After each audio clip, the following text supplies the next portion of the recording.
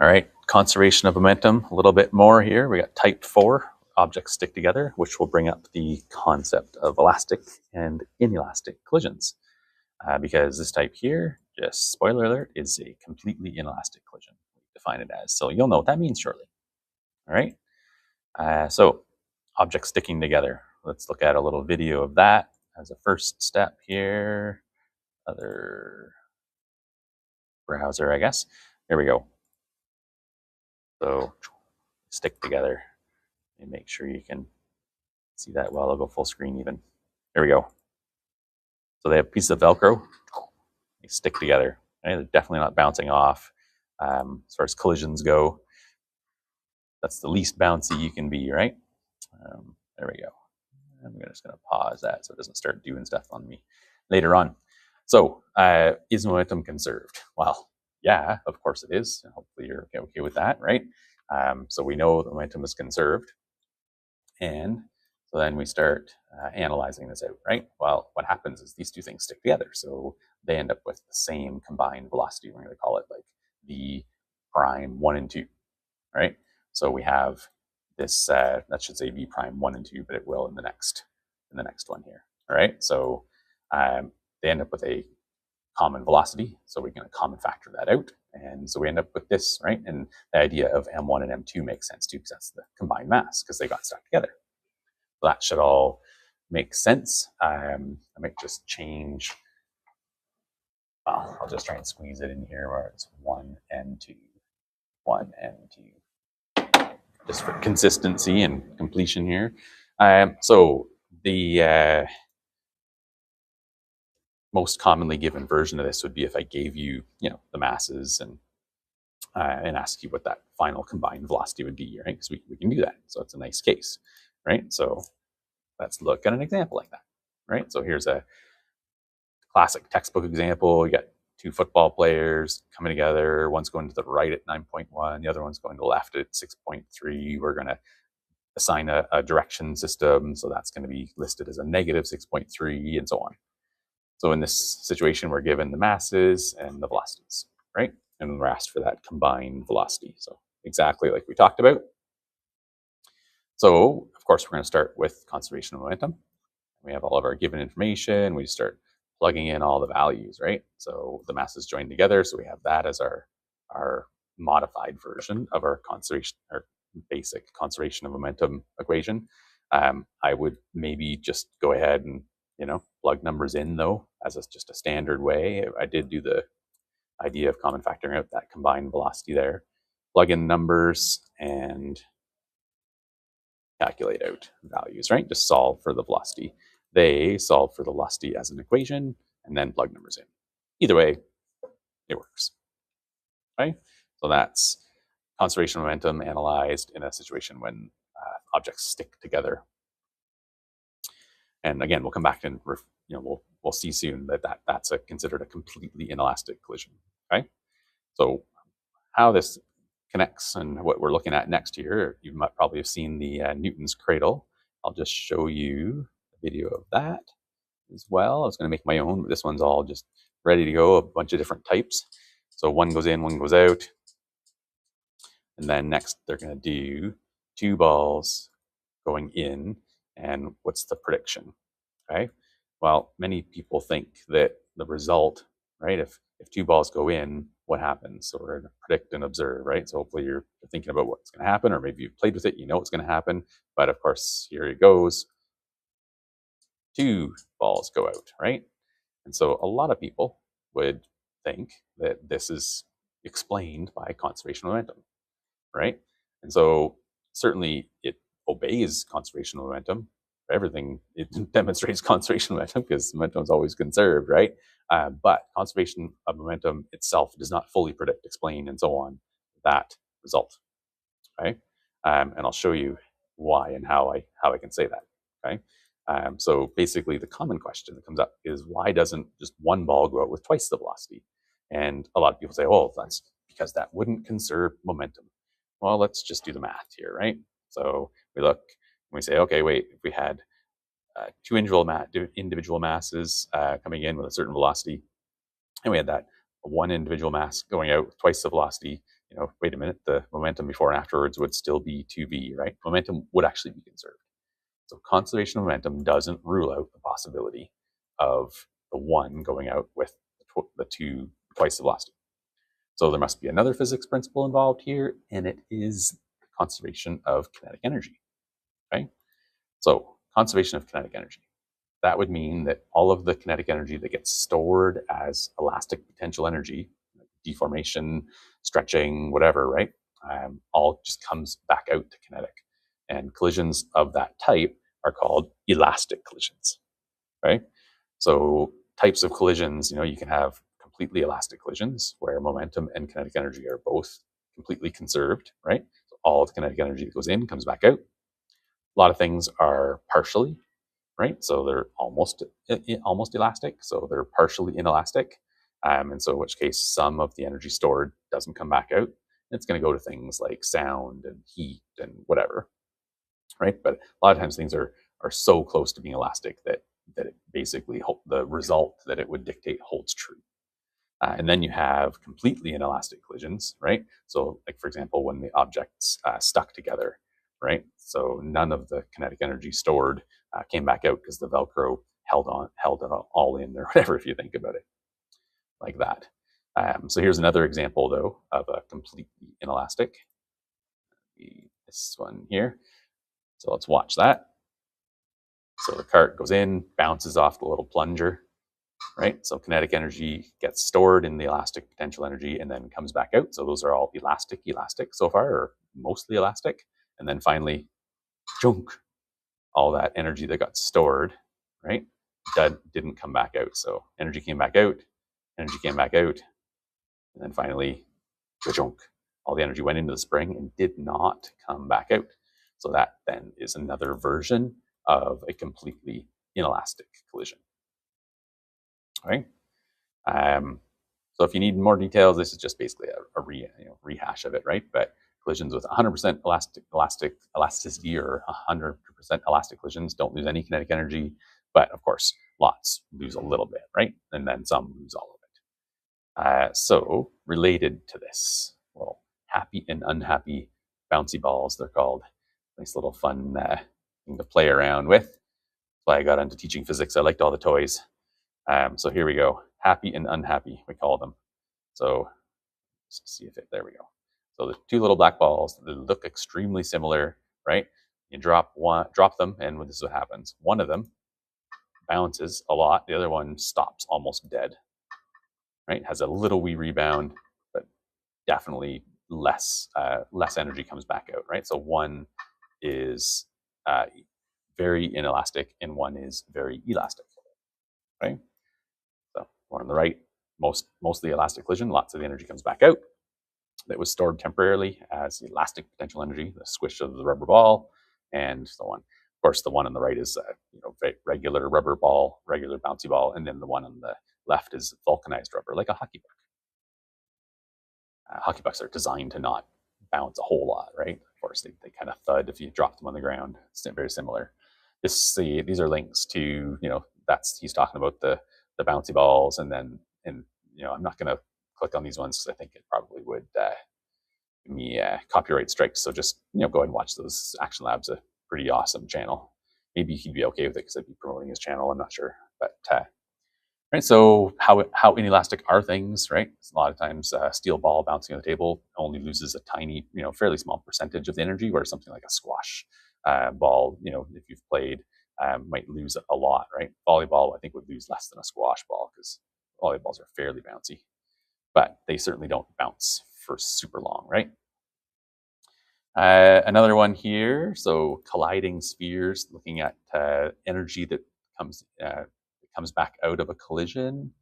Here we go.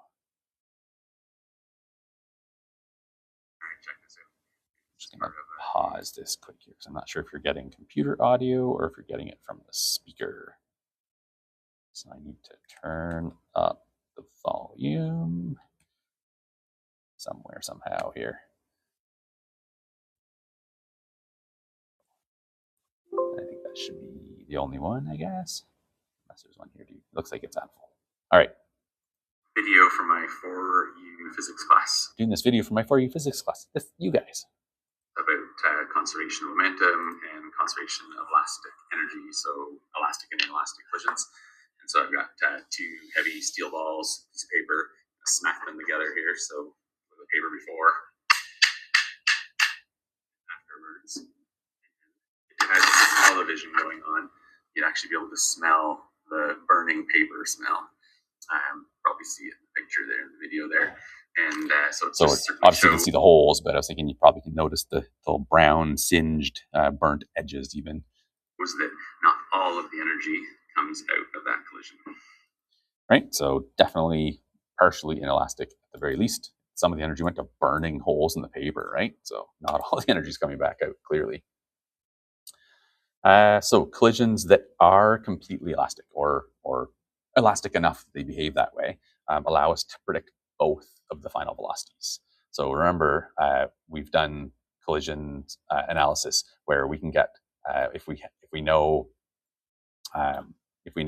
one of the final velocities, right? Then we can calculate the other one in order to have momentum be conserved, right? So that's old news. We've done that kind of thing. So given one of the final velocities, you can determine the other one. Next, we're going to work with elastic collisions, which allow us to calculate both of the final velocities from scratch. Okay, so if we look at that example there of these, velocities and so on, the 7 and the 1, right? So if we look and see here, it was that an elastic collision? Well, likely not. I randomly picked a final velocity of the first card and then knew that I could calculate what the corresponding velocity for the other mass would have to be so that momentum would be conserved. There's lots of combinations that satisfy just conservation of momentum, right? But there's only one particular pair of velocities that would satisfy both values. So we can just do a check and check to see if kinetic energy is conserved. So this is your first chance of first time seeing the actual kinetic energy conservation equation that's exactly the same kind of thing as the conservation momentum one, right? It's just each of the kinetic energies at the beginning should be the same as the total of the kinetic energies at the end. So plug numbers in, calculate, and you get an answer here that we have more kinetic energy at the end than we started with. Well, how would that be possible? That must mean that some energy is released by like a spring or an explosion or something. So this would be one of those like energy release type 1 or type 2, I think it was called, right? Of course, you can just pick a value and then calculate the other. This one was calculated based on conservation momentum, right? I'm just going to pause a bit here. All right, so other results. What if was the collision elastic? Would the collision have been elastic if the final velocity of mass 1 was -1 meters per second? Right? Again, likely not. I'm just picking a number at random. But I wanted to give this example because it's a little more likely where we end up with less energy, right? And so in this one, of course, we have less kinetic energy at the end. So not all of it came back out. That's sort of the more likely case, right? But that's more of a, yeah. So what would the final velocities be if the collision was elastic or is elastic? What would it be? And so we can calculate both this time, right? And so to do this, we have to consider both conservation of momentum and conservation of kinetic energy, right? So delta P is 0, change of momentum 0, and change of kinetic energy is 0 also. So the initial and the final have to be the same. So there's our m1v1, etc., and our 1/2 m1v1 squared, etc. Okay. So calculations on the to start with here, let's just go with the first one, right? We just put in the values that we have, and we end up with we end up with two unknowns in that, so we can't solve. And then we plug numbers into this one. We also end up with two unknowns still, so we can't solve. And so guess what? Good old grade 10 math kicking into action here. Two equations, two unknowns. We can solve that thing, right? So you can solve by substitution or elimination. I often have debates. I have to try to convince my grade 10s that elimination isn't the only one you should learn. You need to learn both, because in science, quite often, right, when you're trying to apply this thing, elimination wouldn't work here because of the squares. So you need substitution, as I may have told you in grade 10. You need substitution but why? I like elimination better. You're like, too bad. You got to learn it. You need it. Anyways, I do say though, in future applications, it's hard to explain, but in future applications, you are going to need substitution. So here we are needing it. So in this one, I'm going to solve for V1 because it's nice and easy. Take away two V2 primes from each side. And I'll show that there just for clarity here. Take away two V2 prime. Take away two V2 prime. All right, so that's clearly where my equation 3 came from that I'm trying to communicate here. And then equation 3 is going to plug into equation 2. And so in equation 2, you saw here that it was a V1 prime squared. So this right here is the V1 prime squared, right? That red underlined part. That is the V1 prime equivalent, V1 prime squared. Brackets, I suppose, but I lost my prime a little bit because of the bracket, right? So I just substituted that thing in. Notice now this is an equation just with V2 prime in it, and so we can solve for V2 prime. So we end up with a nice thing here where we've got a 100 on each side. So it's like, hey, take advantage of that. Just cancel those out, subtract 100 from both sides. They disappear. Then we have that. So we're collecting like terms, getting our 6 V2 prime squared, and we have our minus 40 V2 prime. And that guy there, we can common factor out.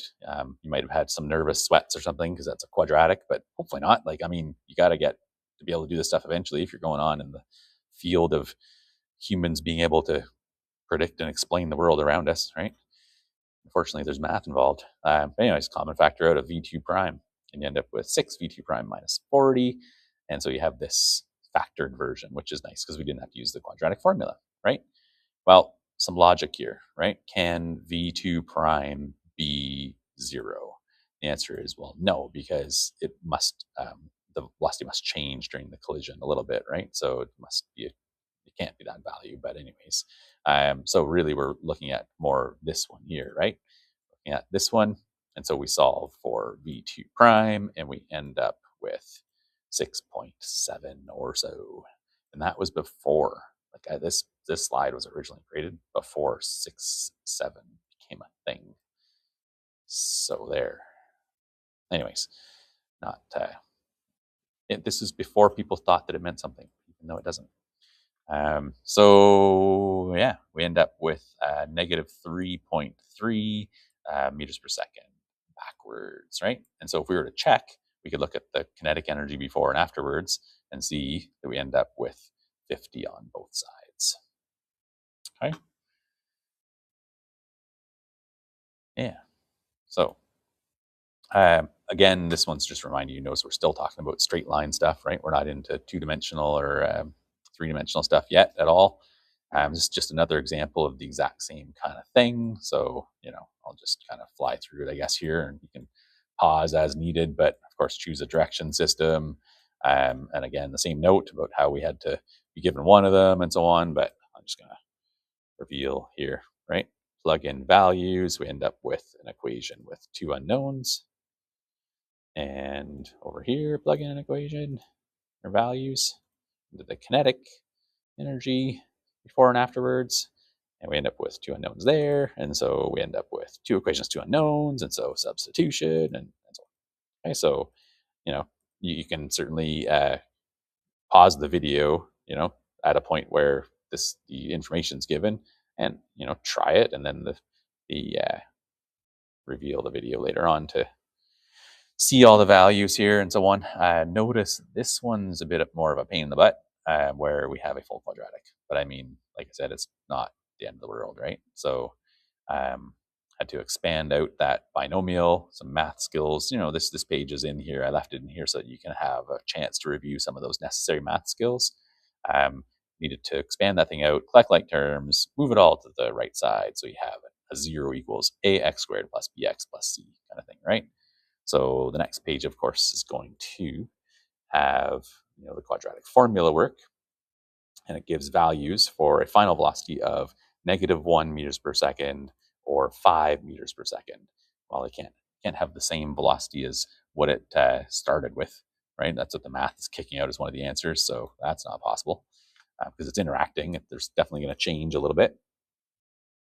And the other quadratic solution, if we were to analyze it a bit more, would give the velocity of the other one being negative, and so it would have to go. They'd have to go through each other. So that's another way of seeing that it definitely is not an admissible solution. They call it. It's not a logical solution. Uh, Plugging the value that is acceptable in for the other velocity, you get the 8, and so on. Right. So we're predicting in this scenario that the light one would bounce off with the quicker velocity, I think, right? V2, yeah, Vg prime, quicker off to the right. V2, the V1 would bounce back slowly. And so this is a seeing is believing kind of an opportunity here where you can watch and see, so we have the heavy one coming in and the light one coming in, and the light one bounces back with way more velocity than the heavy one. And again, this is another opportunity where if I hooked up the equipment and measured velocities and so on, we could, confirm that momentum is conserved based on the velocities of the carts. Right. Another worked example. I am just going to leave that one there for you to look through the file of, because I want to look at this one because it's fun.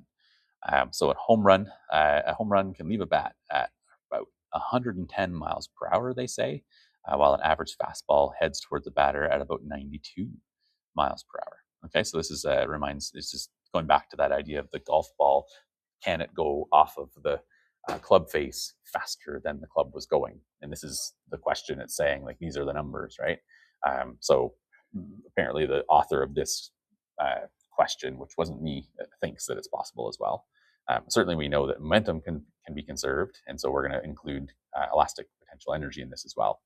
Okay, so we're going to calculate this based on just conservation of momentum and go from there. Okay, so conservation of momentum, old news, right? If the velocity was 22 and so on, right? So we're just saying, okay, well, if the velocity of the bat ended up being 22 rather than the velocity it came in with, yes, okay, sorry, it's coming in at 22, right? Yeah, speed of the bat, good. All right, had to double check there, but it's showing that the velocity of the bat would change to be 9. Okay, and then was the collision elastic? And so you look and see here, if the kinetic energy before and after were the same, and it shows that there's less kinetic energy afterwards. Okay, so that shows that some energy was lost, of course, to heat, light, and sound, and so on. Okay. Interruption. This is a reminder. All right, we're back. So lots of energy is lost to sound and light and so on, or sound and heat and so on. Maybe some light, there's some sparks. So the result would, the kinetic energy at the end would be even less if like the bat broke, right? So the link there would be the bat breaking would allow the a link we can make back to you this that would extend the period of time the ball is acting on the bat too. So there can be like less contact forces between and so on. But yeah, so other things we could think about. Now, what I want to look at is what if the Houston Astros, the cheaters that they are, if you're a baseball fan, you know what that's all about, right? Having been caught in the past. If they were to decide to use really springy baseballs that were, so the collision was way more elastic. So we're going to do the calculations for what the final velocity of the ball would be if it was an elastic collision, like hitting a bouncy ball with a baseball bat. If you've ever done that, the thing flies, right? So the math predicts that as well. So you can pause and look at where the numbers are going. And this is normal, just like we've done, right? All the masses and velocities plugged in. Here's our two equations, two unknowns. We substitute one into the other. We end up with that one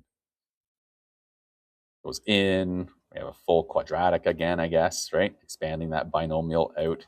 And so there's our quadratic.